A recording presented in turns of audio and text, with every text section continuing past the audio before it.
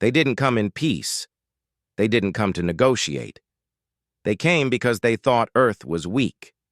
A quiet little blue planet with nothing but fragile life and soft bones.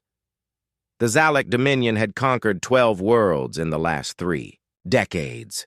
Earth was just another on their list. The attack started without warning. Massive black ships appeared in orbit, silent and cold. Earth's satellites went dark within minutes.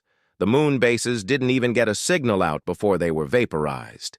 The world watched in terror as cities were reduced to ash. In less than 6 hours, human armies collapsed. Fighter jets were useless against energy cannons. Tanks melted under orbital bombardments. Soldiers died screaming in fields and ruins. Governments fell. Panic spread. And then the Zalek made their first mistake. They landed. They didn't have to. Their weapons were far beyond human tech. Their ships could have stayed in orbit and burned the surface to dust, but they were proud. They wanted trophies. They wanted prisoners. They wanted to look into human eyes and see fear. So they landed. Commander Virek led the ground assault. He was tall and silver-skinned, with 2 sets of glowing eyes and a voice that rattled the bones. His squad stormed through New Chicago, stepping over rubble and corpses. The city was dead silent. Too silent.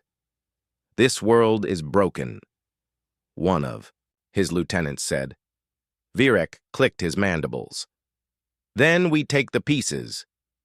They marched forward, block by block. Smoke drifted through the ruined streets. The sky was gray with ash. The temperature was dropping fast. Strange, for a summer day, in a wrecked alley, something moved. Virek raised a hand. His soldiers stopped. Scanners pinged. Heat signature, small, fast, human. They aimed their weapons. The thing came out of the shadows. It was a child, maybe 10 years old, clothes torn, face dirty, eyes wide with something that wasn't fear. The soldiers laughed in their own language. Virek waved them down. "Identify yourself," he said, switching to English.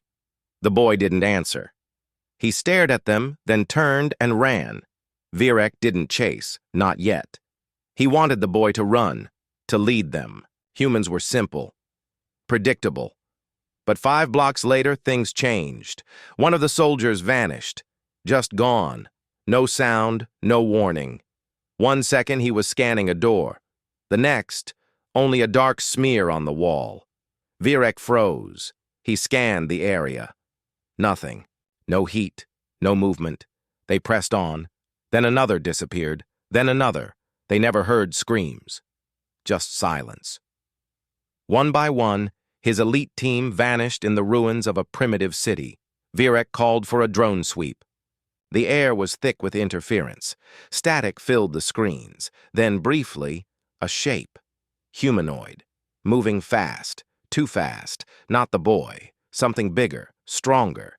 Virek's hands tightened on his weapon. He'd seen this before. Not on Earth, but on Urek 9, where they'd encountered the Myrnan ghosts. But this wasn't ghost territory. This was supposed to be a weak, broken world. Then he heard it. A low hum. No, not a hum. A growl. It came from above. Virek turned his eyes to the rooftops. Something jumped. It landed hard, right in the middle of his squad. Black armor. Not alien. Human. The thing stood, tall and broad, plated in scavenged metal and ceramic. Not standard Earth military. Handmade. Battle-worn. Brutal. The helmet turned. It didn't speak. It attacked. Virek fired. The thing moved too fast. Bullets ricocheted. Plasma scorched the air. The armored human grabbed one of the Zalek and crushed its chest with one hand. Another it threw against a wall. Bones snapped. Screams echoed. Virek's soldiers panicked. "Fall back," he ordered, but the human was already among them, a blur of fists and metal. Virek ran. He didn't look back. Elsewhere, in an underground bunker, General McCrae watched the drone footage. He was old, gray, and tired, but his eyes were sharp. That's 2 squads down, his aide said. Same. Pattern. They land, they vanish. McCrae nodded slowly. Let them keep landing. The aide stared. Sir? McCrae turned to the map.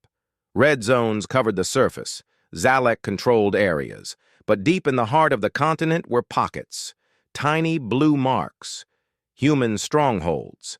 Some were old missile silos, some were hidden, labs. Some were just basements full of angry survivors with nothing left to lose. They think we're broken, McCrae said. They don't know who we are. The aide swallowed hard. What are we, sir?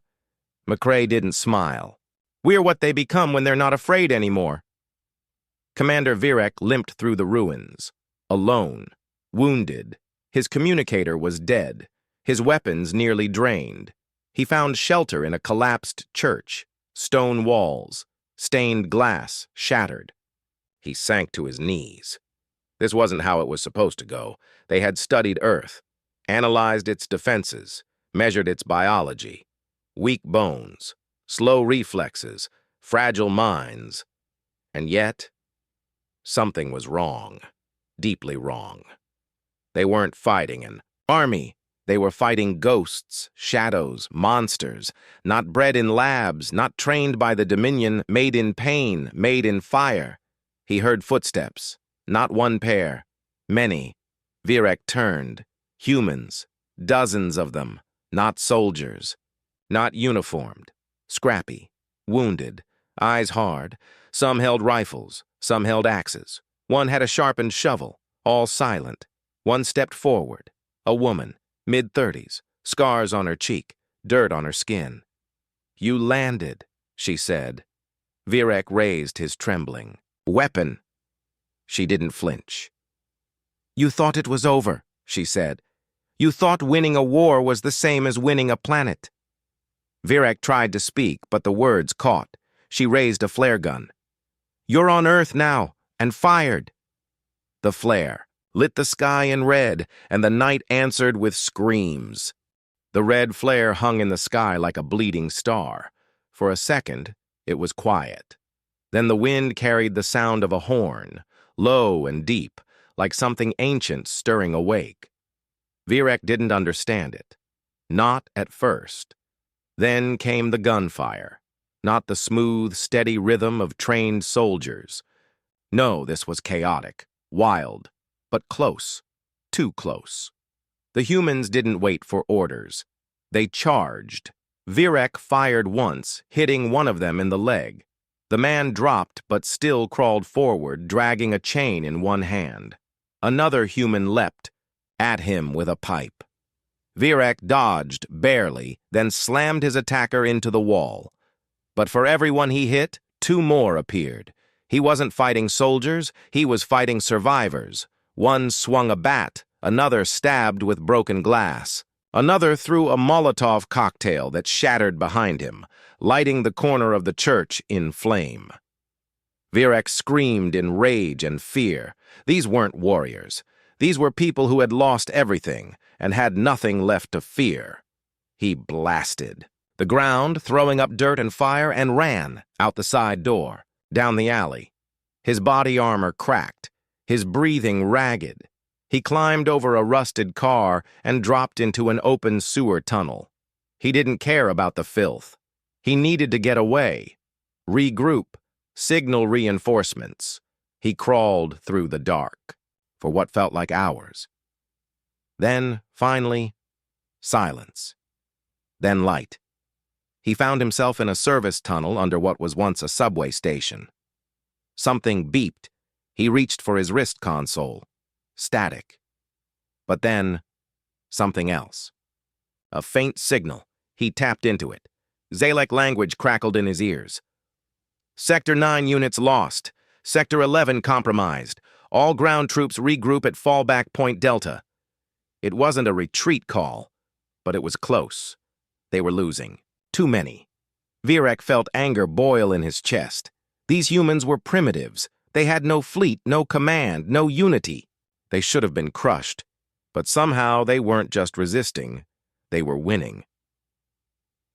In the Rocky Mountains, buried inside a forgotten missile silo, General McCrae stood over a holographic map. Dots blinked, Zalek units landing across continents. But beside them, little human flags appeared.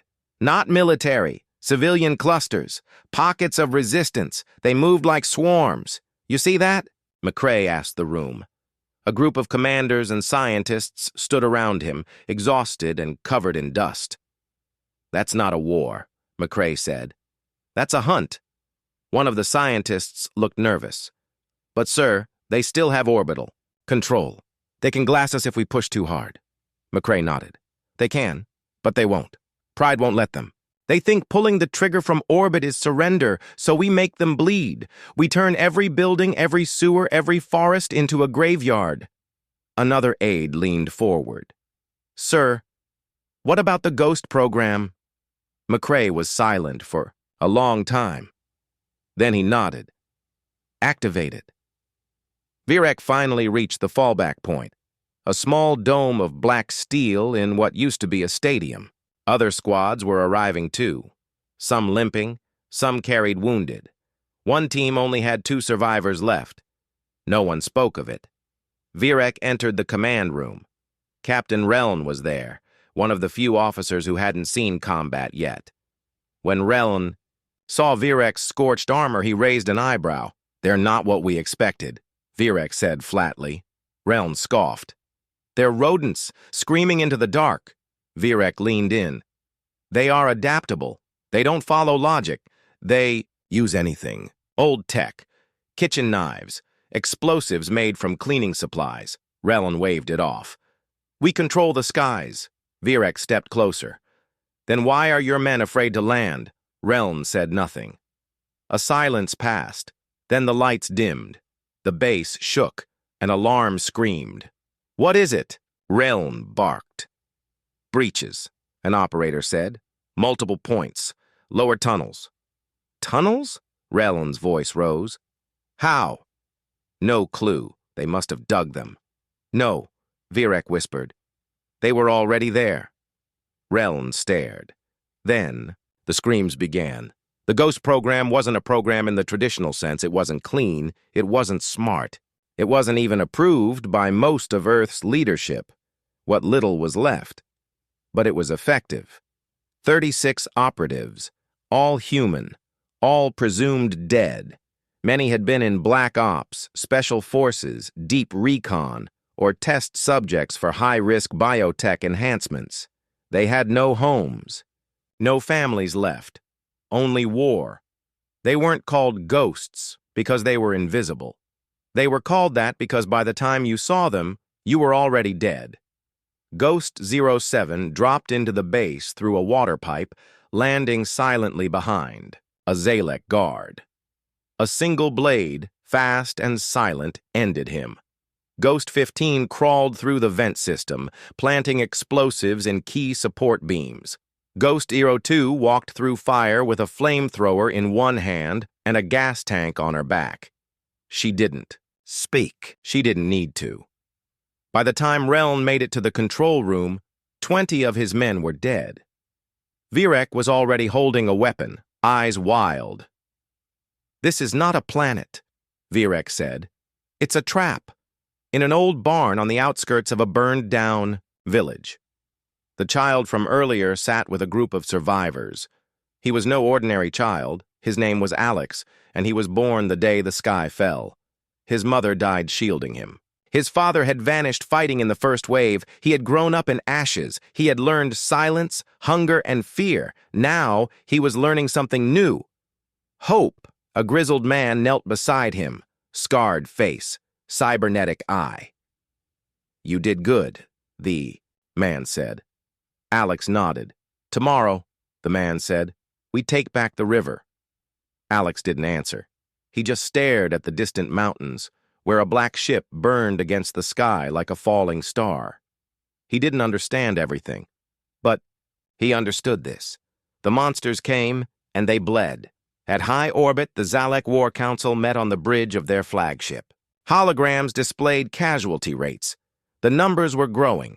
Too fast. They're disorganized, one general said. But they're evolving, another replied. Every hour. A third voice, cold and sharp, broke in. If they were united, it said, we'd be finished already. Silence. Then the voice added, we should leave. No one agreed, but no one argued. The Zalek didn't retreat. Not yet. Their pride wouldn't let them. Their empire had never lost a war, not in over 500 years. They told themselves Earth was different, an unlucky campaign, a minor setback. But in quiet corners of their ships, officers began whispering things they never would have dared say out loud. What if we underestimated them? What if this thing we woke up on Earth can't be put back to sleep? In orbit, Zalek Command ordered new waves of ground troops, heavier armor, bigger weapons. They sent flame tanks into forests. They dropped sonic disruptors into cities. They even began pulling battle drones from deep storage, units reserved for fighting real threats. They didn't know it yet, but the moment they started taking humans seriously, they'd already lost. In the shell of an old university, a human resistance group was preparing for war. The lecture halls were filled with sandbags. The chemistry labs now made explosives. Classrooms became barracks. And in the basement, a young engineer named Nia was doing something no one thought possible. She was hacking a Zalek drone. It was risky. The machine was built with self-destruct code. Just touching the wrong wire could vaporize half the building. But Nia had seen her sister die during the first attacks. She hadn't cried since. She just worked. The drone's eyes flickered, then locked onto her. Nia held her breath. System breach, it said. She smiled. Yes. Now shut up and do what I say. Commander Virek sat in a field tent, helmet off, hands shaking. His elite unit was gone. His honor was shattered. He had seen something few Zalek ever had to face, the enemy changing in real time. One human wasn't like the next. A group of them in one region fought with traps and blades. Another used reprogrammed drones and network viruses. In the north, they were using frozen lakes and windstorms to strike and vanish like smoke. It didn't make sense. His species trained for war. Humans lived in it. Relin approached him, face pale. They've taken the dam, Relin said. Flooded 3 of our supply routes. Virek didn't answer. They're using our own medtech now, healing their wounded faster than expected. Still, no answer. Finally, Reln said what neither of them wanted to say. They're learning too fast. Virek stood. He looked toward the horizon. Smoke curled from human fires. Then we stop waiting, he said. We strike first. One massive push. We wipe out their heart. Reln frowned. Where is their heart? Virek narrowed his 4 eyes. We find the signal, the one calling them together. He didn't know who or what it was, but someone was organizing the chaos, and he was going to kill it. In an abandoned train station, beneath what used to be Denver, Alex sat in a circle with survivors. Beside him was Ghost 02. No helmet. Her face was hard, one eye artificial. But she looked at the boy with something close to warmth.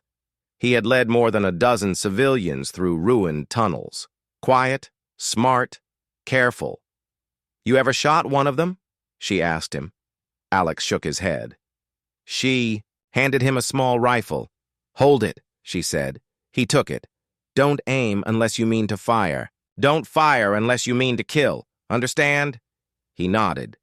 Ghost 02 looked at the others.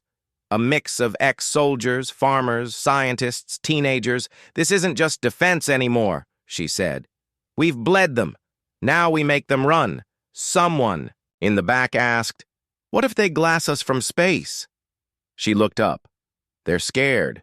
That's why they haven't done it. They want control, not rubble. So we don't give them either. She pulled down a tarp behind her. Under it was something long and metallic. A railgun, homemade, but deadly. We shoot back. Virek's plan was simple. Find the hub. Find the leader. Break the spine of the resistance. Zalek's spies had picked up something strange, an encrypted signal bouncing between ruins. Not military, not alien, but spreading fast. They traced it to a mountain, old radar site. Half buried. Strike force ready, Reln said. We hit hard. No survivors. Virek nodded. But he was already afraid. He'd seen what happened to the last team that said that. Still, this was their only shot. As the Zalek dropship screamed across the sky, human lookouts saw them coming. One by one, flares launched from rooftops and hillsides. Red, green, yellow, each one a message. They're coming. In the mountain bunker, McCrae stood beside the signal rig.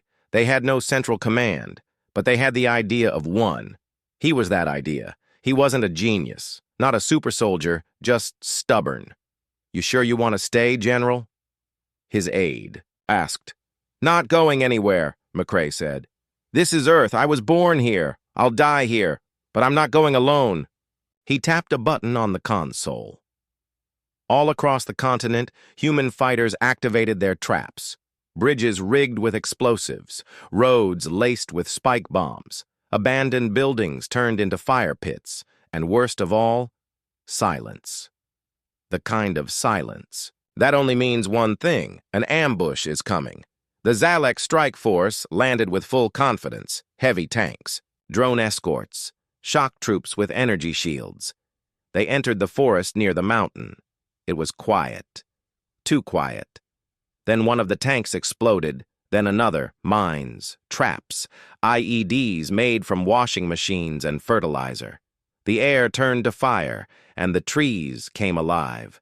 Humans rose from the underbrush, screaming, rifle fire, shotguns, bows, arrows tipped with acid. One Zalek unit turned to retreat and was hit by a swarm of human drones, repurposed delivery bots with explosives strapped to their backs. Within 10 minutes, half the strike force was gone. Virek, wounded and furious, made it to the bunker door. He burst inside. McCrae stood waiting, no armor. No weapon, just a detonator in one hand. You lose, McCrae said. Virek raised his plasma rifle. But he hesitated. McCrae's finger touched the trigger. You think killing me wins you anything? McCrae asked. We're not one mind. We're not a hive. You break the body, the blood keeps fighting. Virek snarled. You're just apes. No, McCrae said. We're what happens when the apes stop running. Then he smiled and pressed the button. The explosion lit up the mountain like a second sunrise. Zalek sensors on orbit screamed with alerts. A shockwave rolled across the land, flattening trees, tearing through abandoned roads, and shaking every dropship still in the sky. The radar, sight, the supposed heart of human resistance, was gone. Virek's body was never found, and yet the humans didn't stop fighting. In fact, they hit back harder. Aboard the Zalek flagship in orbit, General Akris stared at the feed with disbelief. Did we get him? One of the younger officers asked. Akris didn't answer right away. They'd destroyed the bunker, yes. They'd lost. Half the assault force, yes. But surely the signal would stop now, except it didn't. Instead, new ones appeared. Cities once thought empty were now full of encrypted broadcasts. Suburban neighborhoods were launching drones. Railguns were spotted. In the ruins of Paris, booby traps in Cairo, jamming tech in the remains of Tokyo. It was as if blowing up the mountain just told the humans exactly when to start fighting harder. Akris clenched his clawed hands. This isn't war, he growled. It's infection. In a warehouse once used to store canned food, Nia was watching her hacked drone walk lapse. It now responded to human voices. It could translate Zalek's speech. It even had a crude targeting system that recognized alien armor. A young boy entered, limping slightly. It was Alex. You ready? He asked. She looked at him and grinned. As I'll ever be. He tossed her, a bundle of wires and scrap. Let's give your new pet a friend. Together they began building more. Ghost Doe, too, was bleeding. Her right shoulder was torn open, metal and blood mixing, but she kept moving. She dragged one of the wounded civilians out of a collapsed tunnel. Behind them, 3 Xalek hunters searched with scanners and rifles. The tunnel was booby-trapped, but the hunters were careful now. They'd learned. So had the ghosts. She pressed her back against the wall, listening. 1 step, 2. Then she whispered into her comms, "Now." A floodgate above opened. Acid, homebrewed and deadly, poured over the invaders. Ghost 02 didn't. Smile. She just moved to the next fight. Across Earth, human units had stopped defending. Now they were pushing. They hit supply convoys. They hacked Xalek comms and played taunting messages. They used mirrors to blind ship sensors, smoke bombs to trap patrols, and old city sewer maps to sneak under enemy camps. And in the skies, something new happened. A drone, fully hijacked and repainted with a crude Earth flag, rose up over the ruins of Texas. It shot down a Xalek scout ship. It was slow, ugly, but it worked. Reln sat in a dark chamber aboard a wounded cruiser. He had barely escaped the mountain blast. He no longer spoke of honor. He no longer mocked human savagery. He just drank nutrient paste and stared at his own trembling hands. His squad was gone. Virek was gone. He had led 100 warriors into a campaign that was supposed to take a day. It had been weeks, and Earth was still fighting. Worse. Earth was getting better at it. A junior tech walked in, eyes wide with panic. "Sir," he said, "I think you need to see this." Reln followed him to the holotable. It displayed Earth. More than 50 red zones, Xalek-controlled, were now, blinking orange. Under assault, then the system chimed. 3 of them turned blue. "Impossible," Reln whispered. "No, sir," the tech said. "I've double-checked. They've retaken them." "How?" "They're working together, sir. Not just random attacks anymore. Coordinated. Someone's organizing them." Reln stared. "Find out who." In a shelter deep beneath an old subway station, a group of humans gathered around a flickering projector. On screen was McCrae. The message had been recorded before the mountain explosion. "If you're watching this, I'm probably dead," he said. "Or I'm very lucky. Doesn't matter." He looked tired. His voice was hoarse. "I know we're outgunned. I know we're scattered. But that's what makes us dangerous. We don't follow a single plan. We adapt. They think they've mapped us." He shook his head. "They don't even know what a human is yet." The crowd was silent. Then someone, maybe a teenager, maybe a soldier, stood up. "I say we hit the relay station tonight." And just like that, the fight continued. On the Xalek flagship, General Akris stood before the War Council. There were 12 of them. Cold, old, and powerful. "This world is costing us more than it's worth," Akris said. One of the counselors hissed, "Retreat is weakness. Victory is bleeding us dry," Akris snapped. "They fight like no other species we've faced. They don't surrender. They don't even seem to need hope. Every time we break them, they find a reason to crawl back, then crush them from orbit." "No," Akris said. "They'll turn our own people against us. Half our lower command already questions the campaign." He stepped closer to the projection of Earth. "They are not the same species we invaded." He turned to the council. "They became something else." The room went still. Then a new message came through the ship's system, from Earth. Not a distress call, a threat, a hacked signal coming from a human base in Siberia. It was a human woman's voice, calm, clear, cold. "To the Xalek Dominion," she said. "Leave now, or bury your empire here, one piece at a time." The signal ended. Silence. Then another red zone on the map blinked blue. Reln watched the planet from a window. In the darkness, he could see fires. Not random, not chaotic. Lines, formations, patterns. Humans were organizing, and they were angry. He thought of the first day when the invasion started. He remembered how humans screamed, how they begged. Now? Now they roared. He lowered his head. They hadn't conquered Earth. They had fed it. And now, Earth was awake. The fires of resistance spread across the planet like a storm no fleet could stop. The Zalek had expected Earth to collapse in days. But now, 38 days since the first strike, their campaign was crumbling. Their ground forces were thinning. Their elite commanders were dead or missing. Their morale, once unshakable, was rotting from the inside. And the humans, they were just getting started. Deep in a mountain range somewhere in South America, Ghost 02 limped through a jagged canyon path.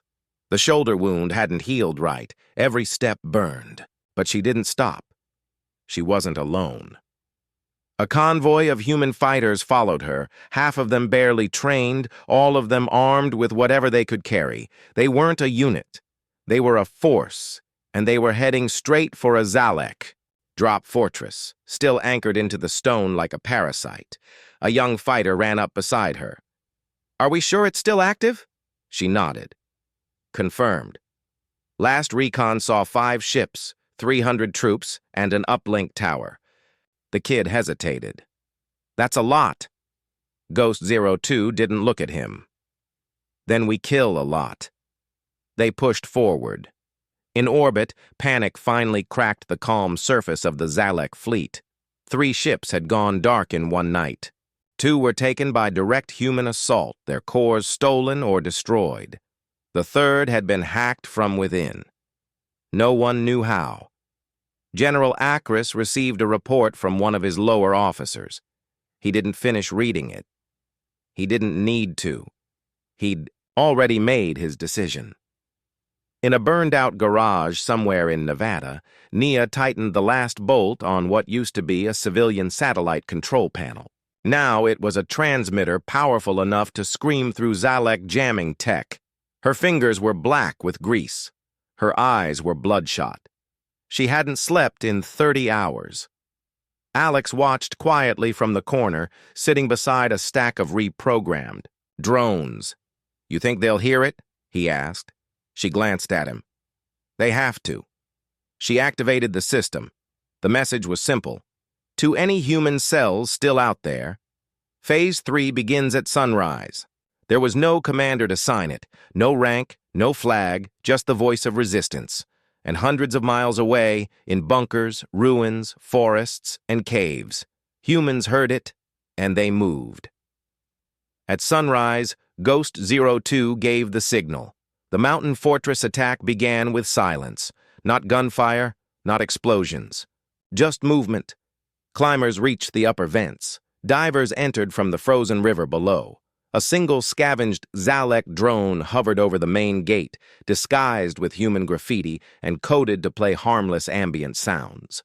The defenders inside didn't notice the second signal it sent. An old Earth melody masked as static, a lullaby. And then the power went out. All of it.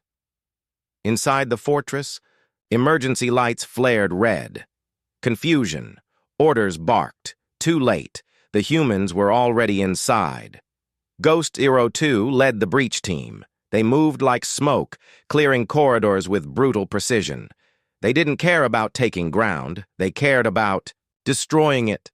A soldier handed her a pack of explosives. She set the timer for 10 minutes. "We're not taking this fortress," she said. "We're taking it down." Akris stared at the incoming reports.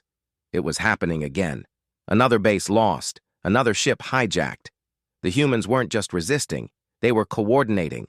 Across continents. Across time zones. Across languages. Something impossible. Something dangerous. One of his advisors approached, trembling. "Sir, the Council says we should begin orbital cleansing." Akris turned sharply. "That's not a battle tactic. That's an admission of defeat." "But we're losing." "No," Akris snapped. "They're just making us bleed." He stared at Earth. "Let's make them drown." In the ruins of old Berlin, humans had captured their first intact Zalek. Ship. It was broken, yes, but not destroyed. Scouts had reported it falling after a sabotage attack, crash landing on the edge of the city. Ghost 13 and her team had been tracking it for hours. When they reached the site, they found something surprising. The crew was gone, not dead, just missing. Inside they found blood, signs of panic. One message painted in thick red letters across the interior wall, written in Zalek script. It translated to, "They came through the walls." No one understood it. Yet. That night, Akris gave the order. Orbital fire. No warning, no targets, just to burn. The first shots hit the Siberian wildlands. The second set hit a city already in ruins. They weren't aiming at human military points. They were trying to crush morale. Instead, they made it worse. Videos spread across what was left of Earth's. Network civilians crushed. Children incinerated, whole towns erased, and humans, who had been scared or unsure or hiding, finally decided. This wasn't just survival anymore. It was revenge. On the western coast, a resistance leader stood on a cracked rooftop watching, the red glow in the sky. Smoke rose where a school once stood. She held a radio in one hand. "They just burned a hospital," she said. "They think we'll fold." Voices answered across the signal. From hills, from ruins, from caves. No folding. Not anymore. Burn one of ours. We bury 3 of theirs. The woman turned to her people. Dozens behind her, many wounded, many young. "We're not the same species we were yesterday," she said. "They landed thinking we were broken." She pointed to the fires. "Let's show them what broken really does." Akris looked at Earth one last time. He had seen many planets burn. He had destroyed cities, civilizations, cultures, but never like this. Never where the enemy got better, the more pain you gave them. Never where the dirt itself seemed to rise up against you. Never where the people fought with broken bones and bare hands, and still won. He stared out the window, and for the first time in his life, a thought crept into his mind. What if we can't win? The skies above Earth burned with fires, smoke, and the endless hum of battle. The Zalek fleet was stretched thin, their ships scattered like wounded beasts. Every day their numbers shrank. Every day Earth's ragged armies grew bolder. Commander, Virek was dead, or at least everyone thought so. But somewhere deep in the wreckage of a fallen city, he woke. His body battered, his mind spinning, his pride broken. He dragged himself through rubble, every breath pain. The mountain explosion had changed everything. The humans were no longer prey. They were predators. And Virek knew he had become their target. Nia stood in her makeshift lab surrounded by blinking consoles and wires. The hacked drones she and Alex had created now flew in squads, relaying messages and scouting enemy positions. "They're calling us ghosts now," Alex said, watching a drone disappear into the sky. Nia smiled. "Let them call us what they want. We're the nightmare they never saw coming." Her fingers flew across the keyboard. A new signal pulsed through the network, encrypted, fast, deadly. It was the call to arms. Across Earth, humans readied themselves. Relin sat alone in a dark corner of the flagship. The once proud warrior was now a shadow of himself. The war had swallowed his spirit. A warning blared. Zalek's scouts had detected movement, massive movement, at the southern border. It was the humans, not in small groups, thousands. A tide. Relin gritted his teeth. Prepare for battle. The battle was brutal. On the plains near the ruins of what was once Buenos Aires, human fighters poured out of hidden tunnels and forests. They came with everything they had: flamethrowers, makeshift armor, sharpened spears, hacked weapons. They fought with a fury born of desperation and rage.